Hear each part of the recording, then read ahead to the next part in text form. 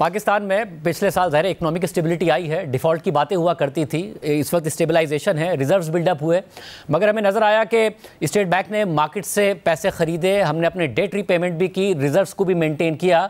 जो दीगर मल्टीनेशनल इदारों से पैसे आने थे वो नहीं आए टारगेट के मुताबिक। हालांकि हम IMF प्रोग्राम में हैं, हमारी रेटिंग्स भी बेहतर हुई हैं, स्टेबलाइजेशन है, करेंसी भी स्टेबल है। ये चीज़ बेहतर होती नज़र आएगी। ये शाहज़ेब साहब, इसमें मैं दो तीन चीज़ें कहूँगा।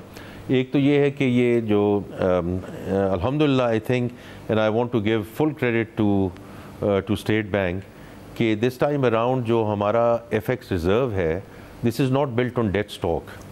So it's not only the quantum of the reserves but also the quality of reserves which have happened through the open market operations. देखें, ये सिर्फ टाइमिंग का इशू है, क्योंकि आपके सामने है कि ये जो कंट्री पार्टनरशिप फ्रेमवर्क साइन हुआ with the world bank, this is $20 billion का प्रोग्राम है। इसी तरह $20 बिलियन IFC का है। तो ये तकरीबन $40 बिलियन का हुजम है जो अगले 10 साल में हमारे पास आना है।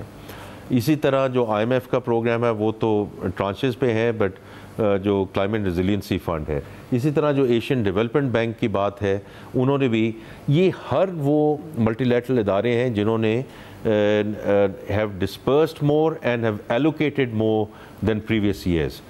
Now what we have to do is to come up with investable, bankable projects ताकि उनको आगे डिप्लॉय किया जा सके। आखिरी चीज़ मैं शाहज़ेब साहब ये कहूँगा, we are just waiting for the right moment in terms of our rating upgrades, because we will go back into the euro market, we will go back into the US dollar market इंशाल्लाह। और पेंडा bond पे शाहज़ेब साहब मैं अभी भी बड़ा clear हूँ कि इंशाल्लाह during this calendar year we will print an inaugural issue, बेशक छोटा हो, but we have to diversify our funding schemes, और इंशाल्लाह इसी कैलेंडर ईयर में मैं बहुत पुरुमीद हूँ कि we will print that.